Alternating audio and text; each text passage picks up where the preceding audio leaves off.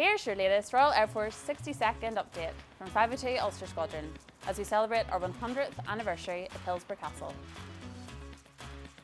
Global Enablement Force personnel have tested the skills required to enable, maintain and sustain air operations on Exercise Auxilium Fort.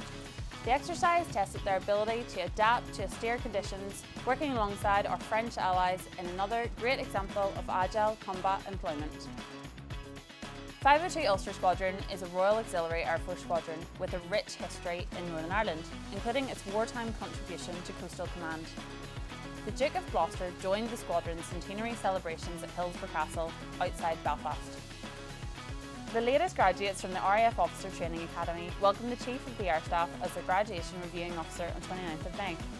Our newest officers have successfully demonstrated the leadership, resilience and teamwork skills that RAF aviators need to be able to fly and fight.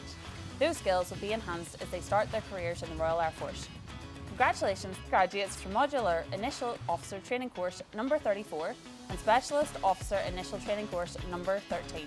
That's everything for this week. Thanks for watching and we'll see you next time.